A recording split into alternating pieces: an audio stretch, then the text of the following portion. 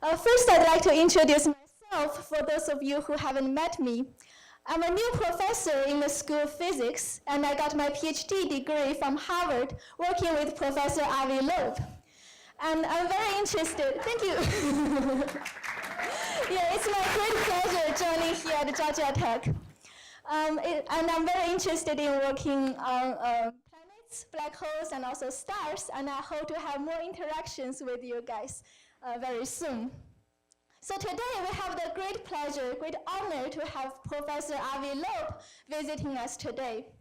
Avi obtained his PhD degree from Hebrew University, and he's now the chair of the astronomy department, director of the Institute for Theory and Computation, and the founding director for the Black Hole Initiative at Harvard University.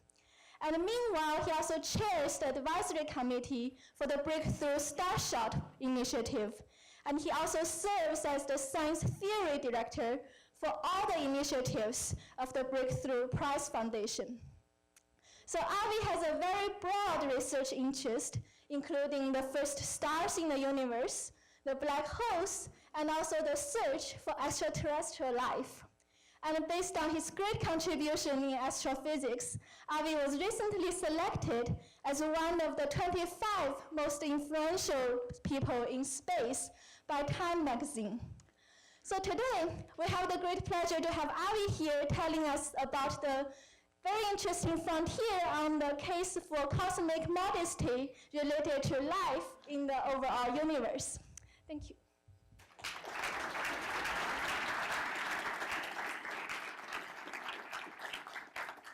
Thank you. It's a great pleasure to be here. I was told that there are many students in the audience, and most of you are worried on a daily basis on life in the university. What I would like to venture into is life in the universe, the biggest environment that we can think of. And obviously, we would like to know if there is life in order to figure out if Georgia Tech is not only the best university in Atlanta, but maybe on a bigger scale. So the fundamental question is, are we alone? This is one of the most important questions in modern science. And it goes back to 100 years ago when Enrico Fermi, a Nobel laureate physicist, at lunch with his colleagues, asked, "Where is everybody? Why aren't they here? If life exists out there, why haven't they visited us? Or maybe they did and left." And so since then, we started the search. We haven't found anything, but the search is still going, and now we have much better technology to address this question.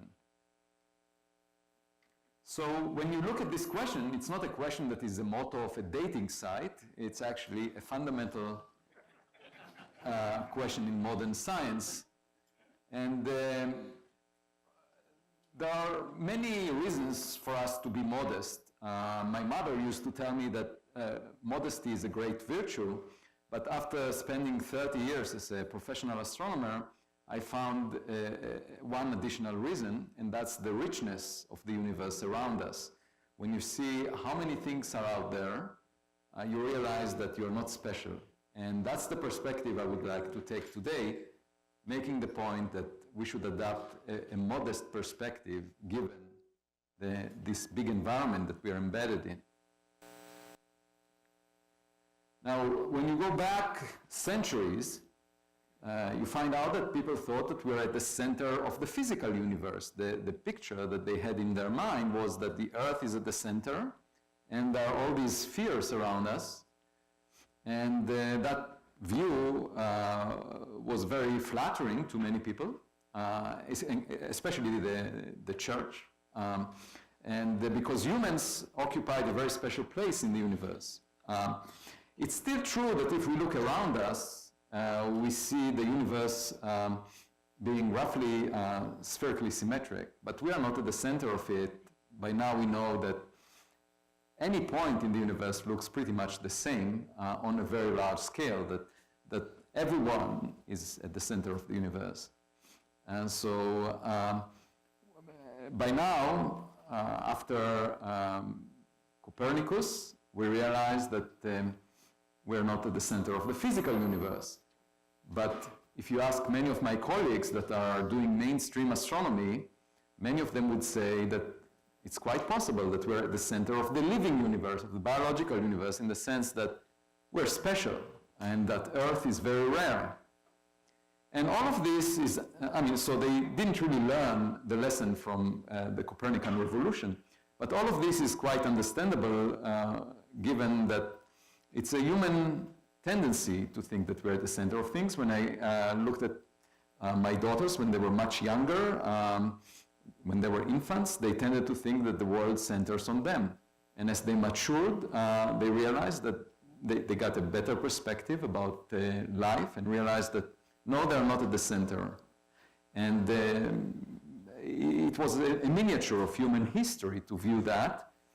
So our civilization takes time to mature. And an important step in the maturity of our understanding of the universe would be to recognize that we're not special biologically speaking. And the best way to find that is by finding life elsewhere. So that's what I'll try to advocate. There are many reasons that people bring up for why the Earth may be rare. We are at the right distance from a star, the right mass of the star, the right planetary mass, stable planetary orbit, and so forth. But it's always true that you can find evidence for the fact that you're special if you restrict your attention to various details. But that doesn't mean that you're unique, because then you go around and you find other people that look just like you. So in this context, the Kepler Satellite discovered many planets that orbit their star at the right distance to have room temperature on their surface. And why is that important? It's important because liquid water may exist on the surface, and the only form of life that we're familiar with involves the chemistry of liquid water.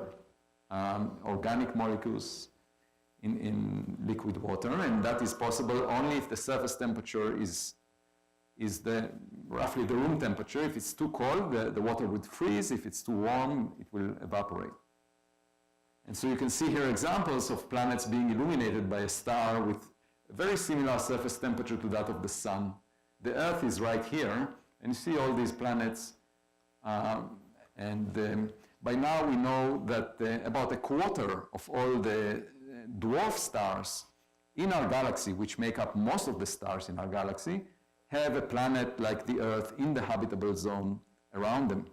And about a tenth of all the stars that with a mass similar to the Sun have such planets. So the Earth is by no means special.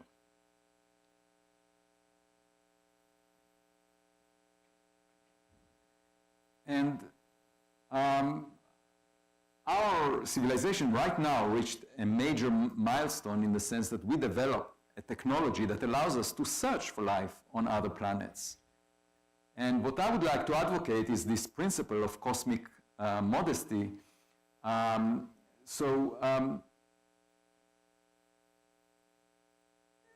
You are familiar with kings and emperors that used to boast and be very proud of themselves when they conquered a small piece of land on Earth. But given the fact that there are a quarter of all the stars have a planet similar to the Earth at the right distance, you can do a calculation and you find out that there are 10 to the power 20 habitable planets like the Earth in the observable volume of the universe. That's more than the number of grains of sand that you find on all the beaches on Earth. So an emperor or a king that conquered a small piece of land on the surface of Earth is just like an ant that hugs a grain of sand on the landscape of a huge beach. That shouldn't make you very proud of yourself. Now, what I'm trying to focus on is life as we know it. And that means the chemistry of liquid water. And to have liquid water, you need an atmosphere, because if you take ice and you warm it up in empty space, it will go directly into gas phase. And if you look at the phase diagram of water, the only way to get liquid water is if you have an external pressure around. And an external pressure means a gas that is somehow kept together by gravity on the surface of a planet. So the planet needs to have a large enough mass to retain an atmosphere. The atmosphere is extremely important for us, not only because we breathe the oxygen, it's also because it has a pressure that allows liquid water to exist. If there wasn't an atmosphere, there wouldn't be any life.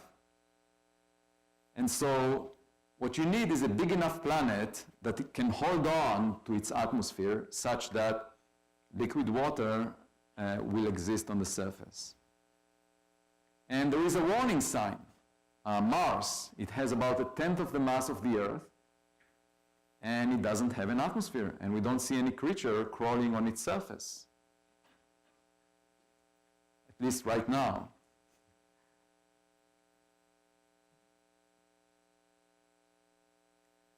Now, there are tiny astronauts that we are familiar with. These are called tardigrades.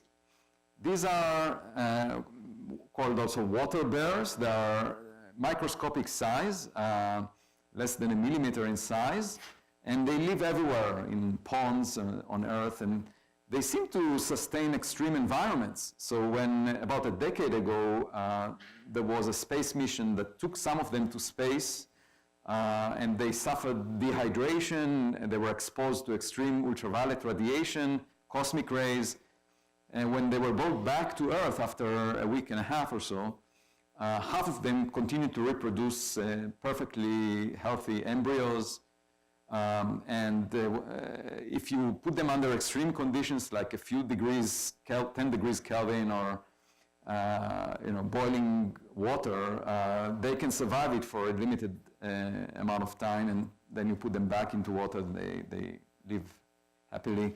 So in fact, these kind of creatures could survive on a piece of rock as it's going through space for a while, and life can be transferred between planets.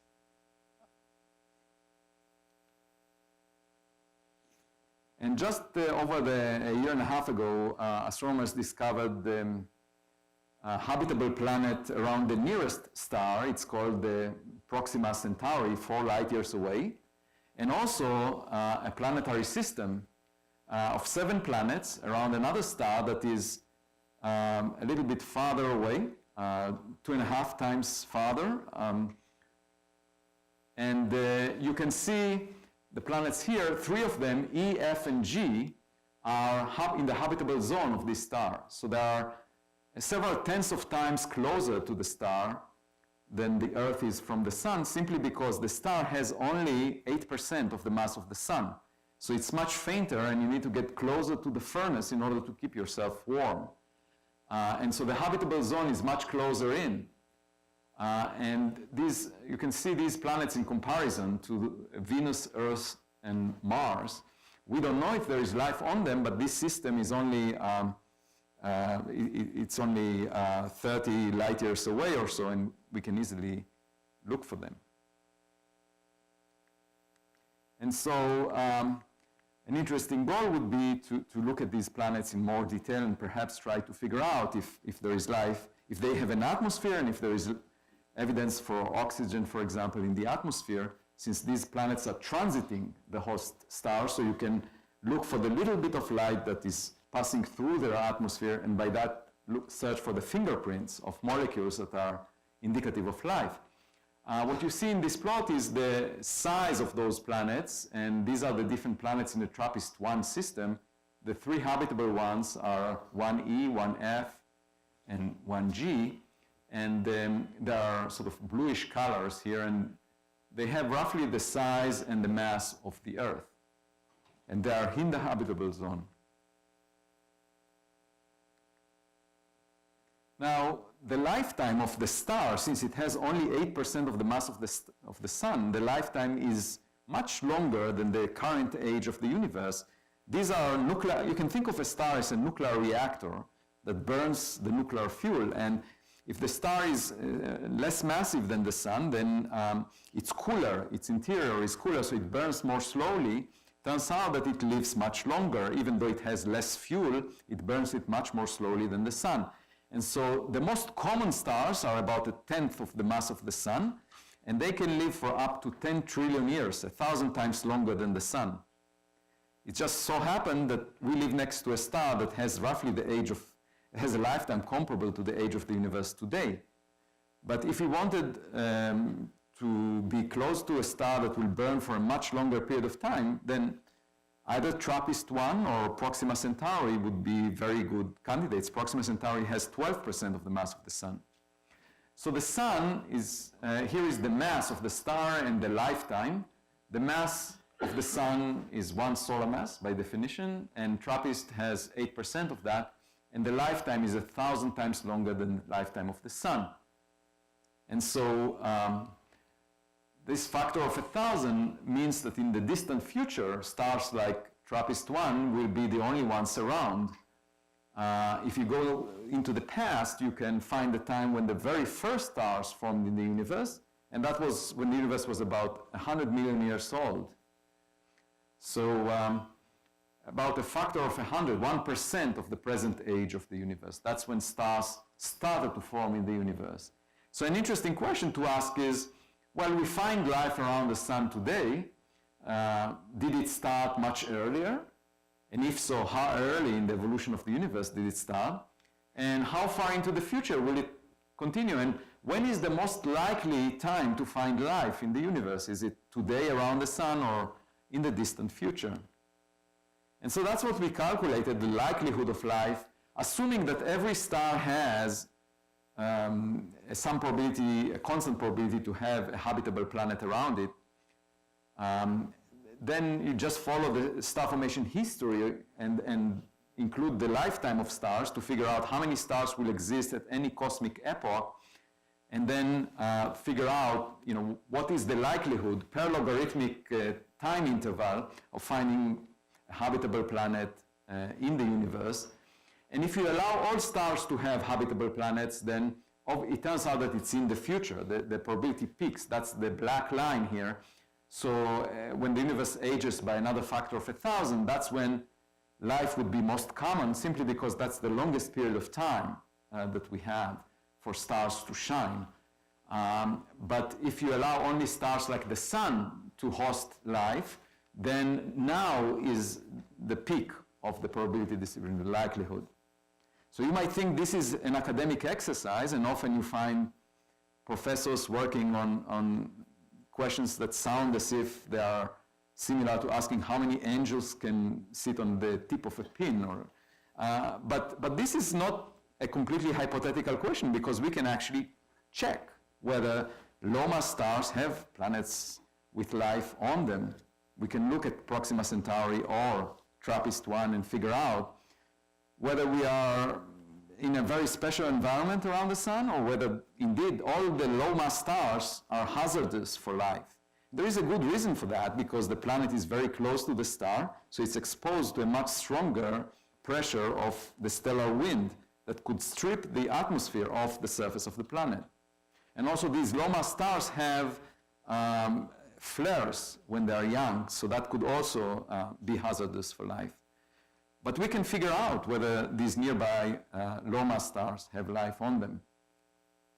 In principle, one can also do a calculation where you evaluate the characteristic time scale for the number of species to double on Earth. And that's related to the amount of UV that is impinging on the surface of a planet. So if you consider a star that has a different mass than the sun, then the amount of UV that it produces is different. When you are next to a very massive star, you need the very powerful sunglasses to block the UV, because these stars are hotter. And so low-mass stars simply have a characteristic doubling time of the number of species, which is that it takes longer than the age of the universe to introduce many species in these stars. But in the case of the sun, we have enough UV to have a lot of species. And one can calculate the number of species that develop exponentially on the characteristic time scale of the star. And one finds that low mass stars do not produce enough UV to do that, and high mass stars are too short-lived. And so there is a window around stars like the sun where the number of species is growing to be enormous, as we find here on Earth. Now, you might ask, where is the nearest star where we can do the study? And it's actually a collection of 3 stars, a triple system that is called Alpha Centauri. It happens to be right now closest to the sun, and within several tens of millions of years, it will move out of that record. There will be another star that will come close. But for now, this triple system is the closest, and it shows you that triple systems are not very uncommon, the fact that the nearest star is in that system. And actually, the system is composed of 2 stars just like the sun, Alpha Centauri A and B, plus a third star, which is lighter, Proxima Centauri, 12% of the mass of the sun. And now it turns out that the nearest star has a planet in the habitable zone around it. It's called Proxima B. And this was discovered just a year and a half ago. Now this star has 12% of the mass of the sun, so this planet is 20 times closer to the star than the Earth is from the sun. And moreover, it orbits around it every 11 days. So if you were to live on that planet, you would enjoy celebrating your birthday every week and a half. The thing about this planet is that it's facing the star always with the same side, because it's so close to the star that it gets tidally locked. Just like the moon shows us the same face, this planet is likely to show the same face to the star. And what that means is that you have a permanent day side and a permanent night side. So when I mentioned that to my daughter, who is 12 years old, she said, oh, I would like to buy 2 houses if I had been given an opportunity to buy a house on this planet. One would be in the night side, where she will spend sleeping in, and the second would be her vacation home, just on the permanent sunset strip between the 2 sides, where you can watch the sunset throughout your life. It never sets. The sun never sets on some planets, in some particular strip where presumably the real estate value peaks. And if you don't believe me, check it out with your nearest galactic real estate agent.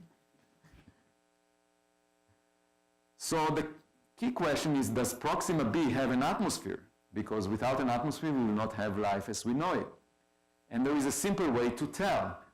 As the planet moves around the star, we see different parts of it facing us. So we don't need to resolve the planet, but we will be able to tell how the temperature of the surface that is radiating in our direction changes.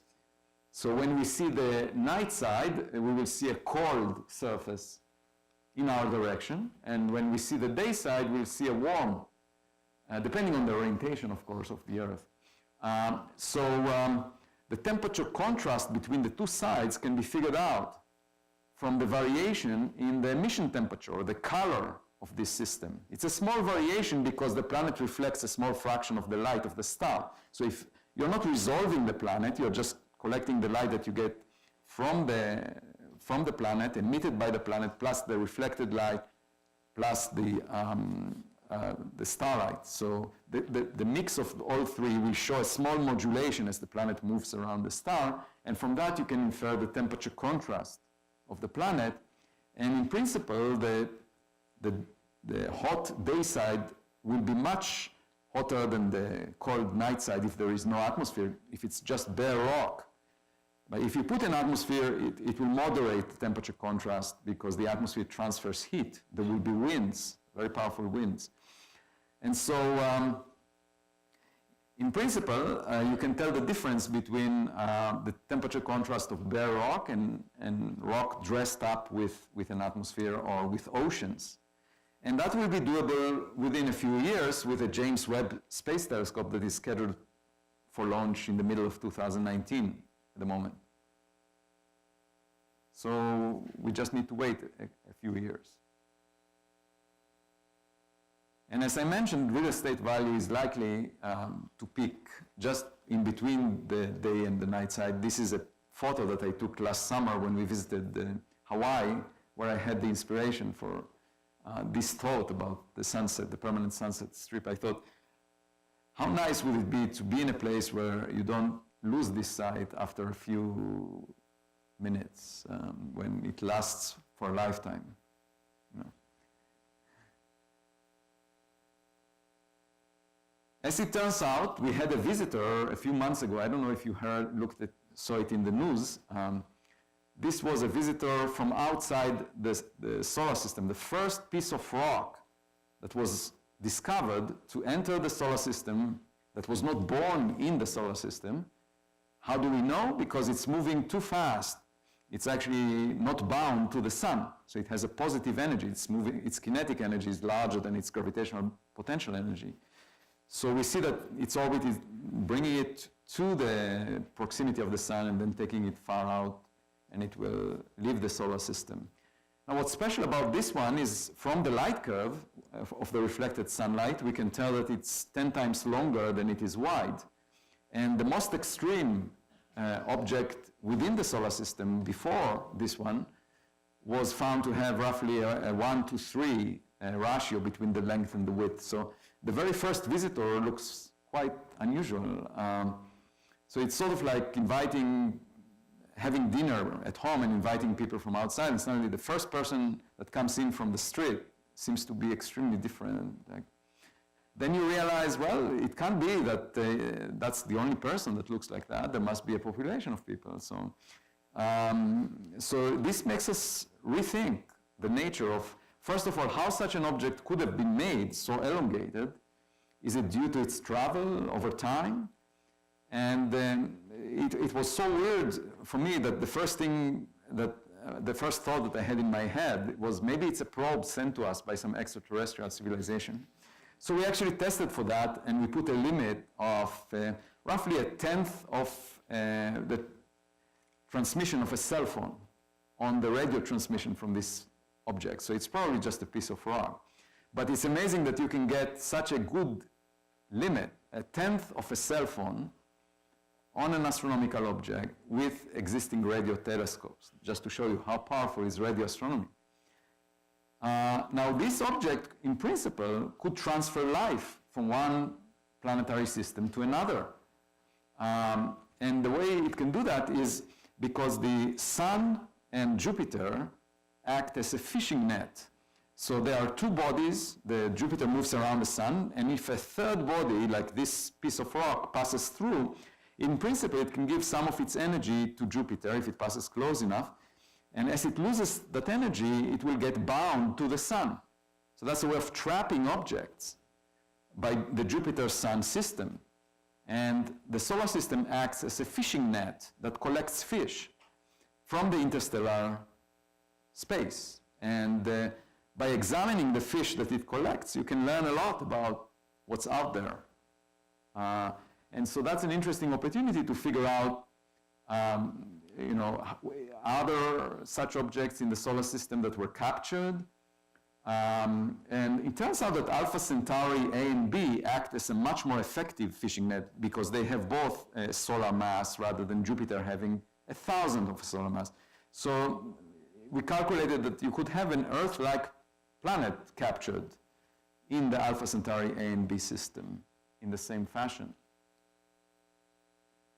And how do you tell if a comet originated from outside the solar system? You can study the cometary tail, if it has any, and the water vapor could tell you the isotope ratio of oxygen, for example, that this comet has. And if it came from outside the solar system, it would have a different isotope ratio compared to comets that we find from most objects within the solar system. In principle, there could be life under the surface of a frozen object, even if it's not very close to a star.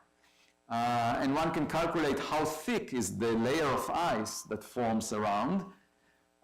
There is heating from radioactivity within the object, and the typical thickness of the ice is a kilometer or a mile, a few miles at most. So in principle, by drilling through the ice, you can uncover the existence of perhaps fish under the ice. And some people want to do that on Europa, for example. Now, it would be really nice if we could visit a planet, at least pass near it, fly by, and take photos and see if the planet is green, whether it has vegetation, maybe it has ocean, it's blue, or it's just desert, brown. And so we would like to send a camera to take photographs of Proxima B, for example. But the thing is that we would like to do it within our lifetime. At least I would like to do it within my lifetime, to figure out. It would be much more interesting to be engaged in a project that will not take a very long period of time to reach the target. If you were to use rockets that are currently used by NASA, it would take 80,000 years to reach Alpha Centauri or Proxima Centauri. We can't wait 100,000 years. It's too long for my taste. So the question is, since the distance to the nearest star is 4 light years, it means it takes light 4 years to traverse this distance. It's clear that if you want to make it within a couple of decades, roughly the time that I can imagine myself still thinking coherently about these issues, then you need to send this spacecraft at 1/5 of the speed of light. And so how do we do that? Well, we came up with one solution. I thought about it with my students and postdocs, and there was no other method that seemed to be feasible. But as I mentioned to the funder of this project and the person that brought it to life, Yuri Milner, an entrepreneur from Silicon Valley, I told him that it's just like getting married. You just need one solution to the problem you have. You don't need multiple. And so it's good that we can be happy that we have one solution. It could have been 0, and you don't need more than one. But it's very challenging, this solution that I'll describe. The project is called Starshot, and the idea is to push a sail with a laser to 1/5 of the speed of light. And it would take about a couple of minutes, a power of 100 gigawatt laser. So that's roughly the amount of power needed for liftoff of the space shuttle over roughly the same amount of time, except this amount of energy is given to a few grams of material. So this sail will be very thin, size of a few meters, and will weigh roughly a gram. And there will be electronics on the sail that you can pack into a single gram that includes camera, navigation device, communication device, the kind of things you find in the guts of a cell phone if you strip the interface and the packaging. So let me show you a short video that illustrates the motivation behind this project, and then I'll describe a few more details about the related mechanism for launch. We are here. This is home. But for most of our history, we knew only our cradle in the corner. We awakened on this tiny world beneath the blanket of stars, without a note to explain where we come from, who we are. Oblivious to the rest of the cosmos. It was only 4 centuries ago we began to use science to reveal nature's secrets and her laws. What is science? It's an epic journey of discovery. It's a continuity of minds. It's It's standing on the shoulders of the giants who came before us, looking out across a valley, over a hill, up to the sky, and asking, I wonder what's there.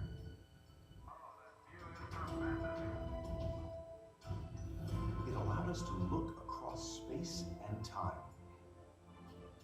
see the scale of the universe, and our place in it. We now know that our galaxy alone holds hundreds of billions of stars, and that the visible universe contains at least 100 billion galaxies. In the last decade, we have discovered over 2,000 planets beyond our solar system. It's now estimated that there are tens of billions of habitable planets in our galaxy alone. Are we content to gaze at all these stars, all these worlds, from afar? We have taken to the sky.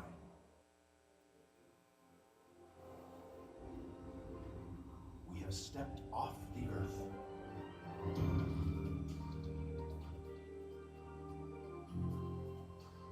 We have walked on the moon.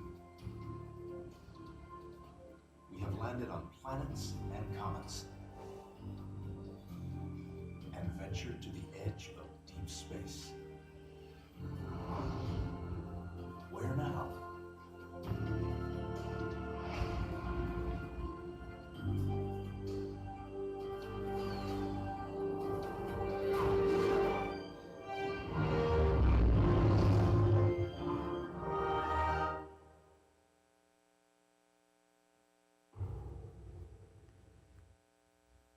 So this video was used during the announcement, the public announcement of the project, almost a couple of years ago, and Stephen Hawking came for the announcement.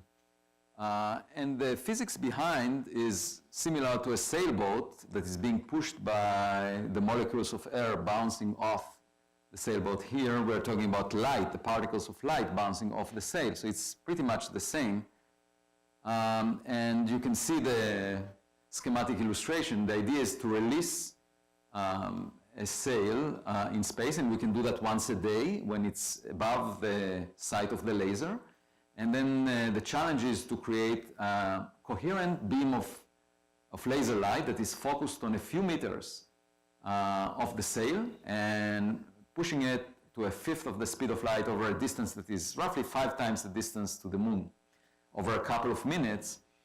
And once it's being launched, it cannot maneuver much. So you need to send it in the right direction where, for example, Proxima B would be in 20 years when the probe will get there. But the good news is you can send many such spacecraft in a fleet, and each of them would be relatively cheap. Most of the investment is in the infrastructure, the laser beam.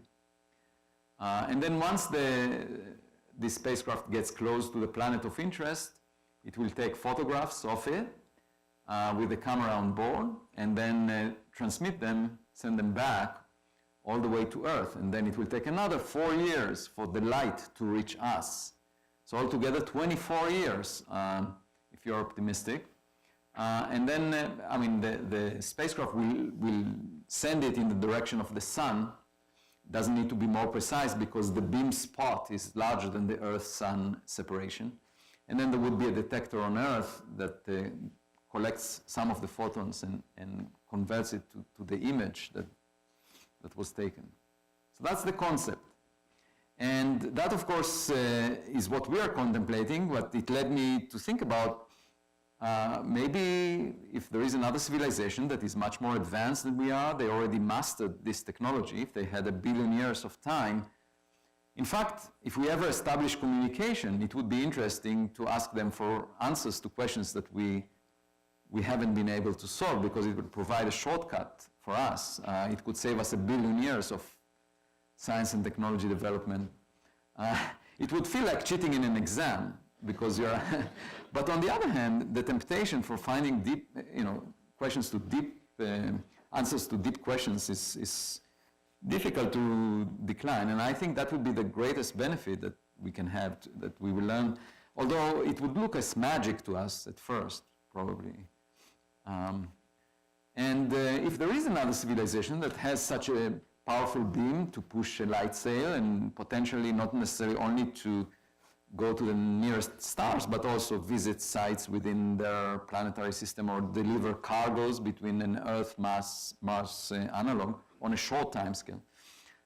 You can imagine seeing evidence for that in flashes of light, because the beam of light that leaks around the sail will reach us, but then the beam will sweep across the sky because we're moving, the source is moving, and so forth. So we will see a flash of light.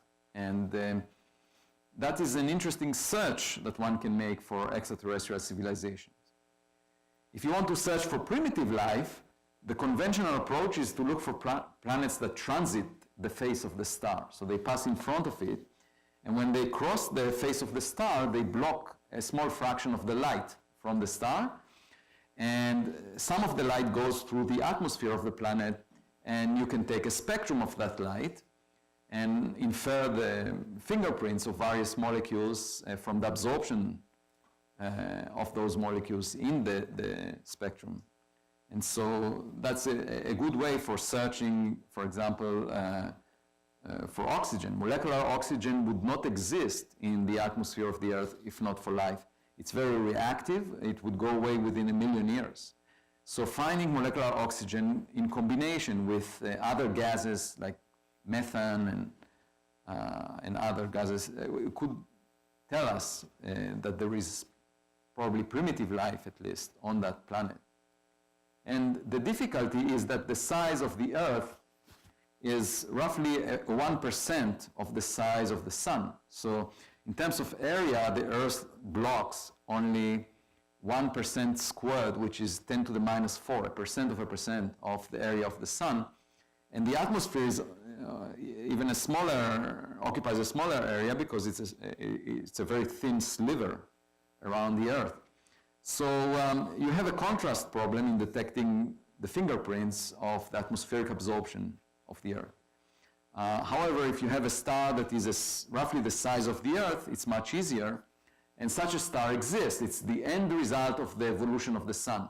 In the distant future, within 7 billion years, the Sun will consume its nuclear fuel and will develop into a so-called white dwarf. So in astronomy, you find all these objects that have politically incorrect names, such as white dwarf, brown dwarf, black hole, red giant. All of these exist in astronomy. White dwarf is the future fate of the Sun, and it's basically, it will be a piece of metal, roughly the size of the Earth, containing about 60% of the mass of the Sun. So a very dense object, and after a few billion years, it will have roughly the same temperatures the Sun has on its surface, but it will be much smaller. And if there is a planet like the Earth orbiting a white dwarf, and by the way, there are many white dwarfs in our neighborhood, as many comparable to the number of solar mass stars, because the Sun is at the middle of its lifetime right now, and it has a lifetime comparable to the age of the universe. So there are plenty of stars that turned into white dwarfs by now. They were formed earlier than the Sun. And so the only question is whether Earth-like planets exist around them, and then it would be much easier to see this absorption feature that I was talking about before. So it would be interesting to search for oxygen in the atmosphere, and also for industrial pollution. Industrial pollution would be, you might argue, a signature of not so intelligent life. But it would be, it will involve molecules that are not produced naturally. And it could be intentional if the planet, for example, was too cold to be inhabited otherwise, and you can terraform a planet by introducing a blanket of material that would make a greenhouse effect and keep the planet warmer than it was supposed to be, and then a civilization might settle on it. So it would be interesting to check for that. You can also check for solar cells or photovoltaic cells made of silicon on the surface of a planet. How do you do that? Well, for example, when you have a tidally locked planet, like Proxima B, for example, one side is facing the star and is warm and illuminated. The other side is dark and cold. If you are a civilization living on that planet, you would cover the day side with silicon and transfer heat and light to the other side. And from a distance, that will be visible because the dark side will not be dark. You know, if you look at the Earth from a satellite, you do see lights. We're not producing as much light as would be detectable from a great distance, but an advanced civilization might actually produce enough light for us to notice it. And also heat, if we look again at the variation in the temperature, the surface temperature of the planet, we might notice that. And finally, vegetation has, if you look at plants, for example, they reflect infrared radiation because they don't use it for photosynthesis. They just use the ultraviolet radiation, so there is a spectral edge. And it looks just like that. The red line here, you see here is the wavelength of the light in microns. So infrared is right around here, and ultraviolet is around here. So the plants are using all the radiation that they can use in the ultraviolet for photosynthesis, but photons with less energy than that in the infrared are not useful for them, so they just throw them back or reflect them. They are considered as trash by the vegetation on Earth. So what you see, if you look at the Earth from a distance, you would see a red edge, a red spectral edge that will show that the Earth is much more reflective at wavelengths longer than 0.7 microns. And the thing is that our eyes are not sensitive to infrared photons, but if they were, we would be blinded when we look at plants. They are very bright in the infrared, and they use the ultraviolet. And so one way to figure out the existence of vegetation is to see this spectral edge, this red edge, in the reflectance on the surface of a planet as it moves around the star. So if one side is always illuminated and has vegetation, you will see this red edge only when that side is visible to you. And when the dark side is visible, you will not see a red edge. That's one way of telling that there is vegetation. The same can be done with photovoltaic cells or solar cells. They have also a spectral edge, although at shorter wavelengths, but one can tell that it exists.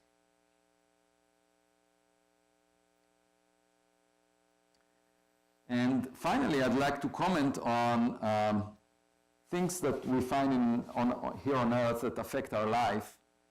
And it turns out that they originate in the collision of two neutron stars. So neutron stars are the smallest stars, or the most compact stars known. They have a size of 12 kilometers, roughly the size of a city, and a mass comparable to that of the sun, up to twice the mass of the sun.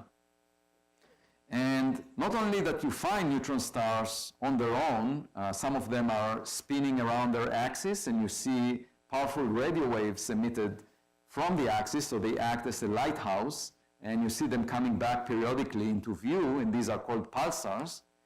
But not only that you find individual pulsars, you also find binary pulsars, a system of two neutron stars that are bound to each other gravitationally. And such systems lose energy to the emission of gravitational waves, which are ripples in space-time. So when you have a time-dependent system, like two neutron stars moving around, they perturb so much the space around them that they generate ripples in space-time that propagate at the speed of light out of and there is leakage of energy from that orbit, and so the two come together and eventually coalesce. And so when two neutron stars smash into each other, a little bit of material of the order of 1% of a solar mass gets ejected into space, free space. And that is neutron-rich material. If you take material from a neutron star with a teaspoon worth of material weighs about a trillion kilograms or a billion tons. It's roughly the weight of a tall mountain here on Earth, on a teaspoon. So if you expel a little bit of solar mass into space, that material turns out that it goes through nuclear reactions of neutron-rich material that turns into heavy elements. So for example, any of you that is married, that has a gold ring, this gold was produced in the collision of two neutron stars. That's what astronomers believe. It's one of the main channels for producing gold. Quite amazing that something like that was once neutron star material. But it's not just gold, it's also, for example, uranium. Okay, and uranium is used for nuclear weapons, right? So you might think, well, civilizations that are born close to a place where two neutron stars came together would be more vulnerable to nuclear wars. They would not be very long-lived compared to civilizations farther away. These neutron star collisions are very rare. They occur once per 1 to 100,000 years per galaxy like the Milky Way. We don't know exactly the rate, it's being debated right now, but they are rare. And so there should be wide variations in the abundance of these heavy elements. Indeed, when we look at stars, and we can measure, for example, the abundance of europium, which is also a very heavy element produced in these neutron star collisions. And europium seems to vary by up to an order of magnitude in abundance relative to the sun from one star to another. So there is no reason to suspect that, for example, uranium does not vary by an order of magnitude. And that's simply due to the rarity of the sources. And so here is the periodic table, and all of these purple-colored elements were most likely made in merging neutron stars. There are other ways to produce elements, and the most common is in the cores of stars. You can burn hydrogen into helium and so forth. But these purple ones were produced in neutron star mergers, and they could affect either the longevity or the economy of extraterrestrials. So keep that in mind. When you establish contact, you want to check what is the abundance of europium on the star next to them. If it's low, then they might be peaceful. And another footnote, that molybdenum, which is also partly produced in merging neutron star systems, is very important for life. If you starve people of molybdenum, even though it's a very low abundance in the human body, the person will die. If you give too much molybdenum, that's actually poison. So it's quite remarkable that these elements, heavy elements that are really crucial for life. And you can see the three that I mentioned.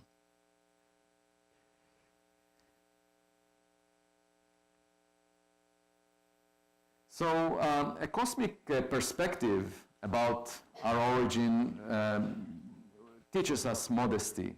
And then it gives us a balanced worldview.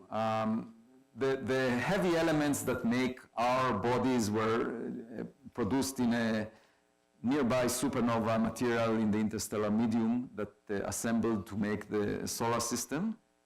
And, except for one person, the material that makes our bodies goes back to Earth.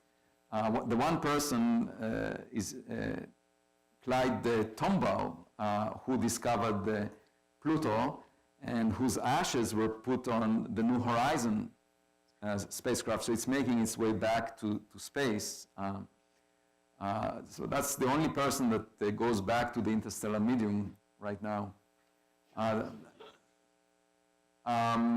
So what are we then, if not the transient shape that some cosmic matter takes for a brief period of time on this planet that we call our home, Earth, surrounding a typical star like the sun. there is no bigger lesson that we can learn from astronomy than the fact that we are just a speck of dust in this big scheme of things. And perhaps we will find life on an object that is passing near the solar system. Perhaps we will find it on a planet near another star or on a spaceship. This is a very special time that we live in, and we should do our best to look around without a prejudice and to be open-minded to what we might discover. Thank you.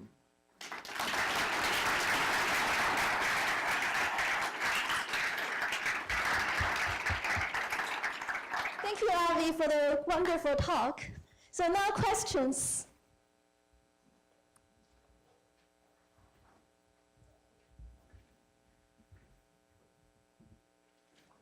I have a very mundane question. Thank you. I have a very mundane question. The power supply needed for the lasers to propel the Starshot, is this just extraordinary, or is this... No. In principle, that power can be provided if you have a local power station, and it needs to be stored on in some infrastructure, for example, a bank of capacitors or flywheels. But if you go through the numbers, it's something that can be done. That's not one of the biggest challenges. The bigger challenge is constructing a laser that has the right power and adding the laser beams of low power lasers coherently such that you get a focused spot. That's a major challenge. It will be very expensive to build such a system. But, and we are counting on the fact that in the distant future, the cost will drop once there is demand for a lot of lasers. But another important challenge is to make a sail that will reflect 99.999% of the light that is impinging on it, because if it absorbs more than that, if it absorbs more than 1 part in 100,000, it could burn up. And so there is a material science challenge to do with the laser.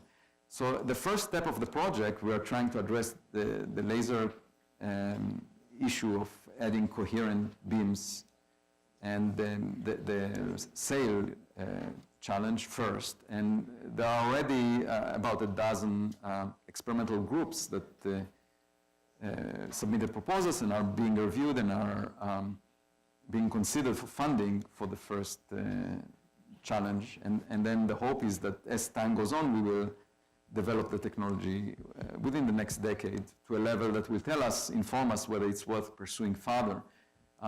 The second phase would be, if indeed it's worth pursuing, there would be a prototype, building a prototype phase.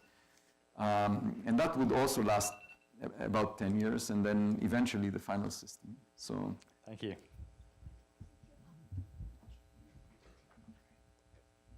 Good afternoon, sir. It was really enjoyable, like that speech.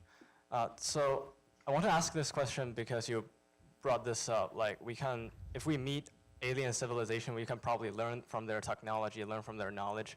But so several years ago, I read a Chinese science fiction named The Three-Body Problem. And in this novel, the author brought up an idea of the dark forest theory. So it's like, in order to maintain or to survive in this galaxy, which has limited amount of space and resources, a civilization must annihilate other civilizations in order to make sure that it survives. So I just want to ask, are we confident enough to coexist in peace with other civilizations? And how do we make sure that we don't confront the hostility? well, let me first confess that even though it sounds counterintuitive, I don't like science fiction because it has fiction. And so I have a problem when I watch science fiction movies and read books, because I cannot enjoy the book or the movie because I realize that some things cannot be done, and that ruins the fun that I have. But nevertheless, I heard people that read the series of books that you mentioned, they said wonderful things about them, and I highly recommend to people that like science fiction to read them. And with respect to the nature of any other civilization, it's just a complete speculation, of course. I mean, there is this argument that would say that, you know, peaceful seeking civilizations will be less outgoing. Most likely, if you find, if you establish contact, it will be with the more aggressive type. But the point is, we already sent out signals that we exist for over 100 years. And so there is a bubble of radio waves going out, which now is more than 100 light years in radius. And you know, if there is any civilization within that volume, we will hear back sooner or later. It's too late now. You can't chase those photons and bring them back. So we already revealed our existence. Now, of course, there aren't many stars within 100 light years. As time goes on, there will be more and more stars engulfed within this expanding bubble. And eventually we'll reach a point where there will be a civilization, but then it will take a while for us to hear back. I think it's actually prudent not to, to do a passive search and not transmit too broadly that we exist. Just for precaution. I mean, it's, we can figure out once we collect enough data if what kind of intentions perhaps they have and discuss how to respond. And of course, those are great distances usually in astronomy, so we'll have plenty of time either to decide how to respond or to start running in the opposite direction.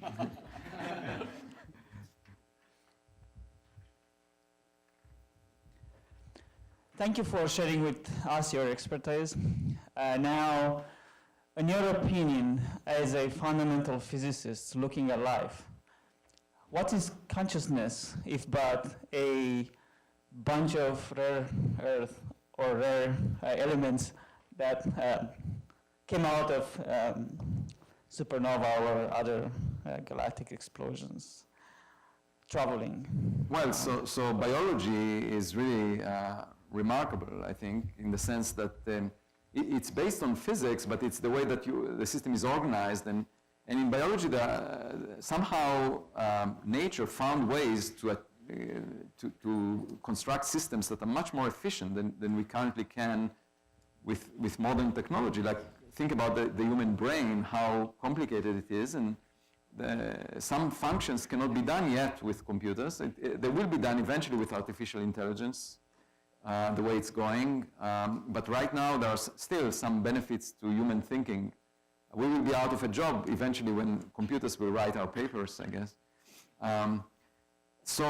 It is remarkable, not just consciousness, but many aspects of biology. But the reason I think it's remarkable is because we are just at the beginning of the scientific, our scientific development. So we might eventually figure it out, but anything that is several steps ahead of what we currently understand looks like magic for us. And it's always like that. Now, my personal belief is that there is nothing more than the physical, universe. But the way it's organized can produce complex systems that are wonderful and remarkable. And there is also, this says nothing about religion, by the way, because there is the fundamental question of why is the universe organized so well? It could have been a mess. When I enter my daughter's room, and it looks like a mess. And a high entropy state is much more likely. And also you can imagine a state that has different laws of physics in different places. And obviously physicists will not be the ones to tell you why the laws of physics work. They will be the ones to tell you that they do work. But why they work and why do they work everywhere the same way is unknown, and it's remarkable. And it's something to wonder about. So I always find it quite surprising that people see science as contradictory to religion. I think a religious person, in principle, can find science as one way to appreciate the the amazing things that nature gives us. And it's just knowledge, you know, it's as if you look at a watch and, you know, if you look at the surface, it looks like, oh, a nice toy, but then once you dissect it, you open it up, you learn about it, you appreciate it more. And I don't see why there should be any conflict, because the set of questions that are addressed by science are quite different. So consciousness, I would think that is something we could, in principle, reproduce at some point, once we understand better how the brain works. It's one of these things in nature that, in principle, in the distant future, we will get.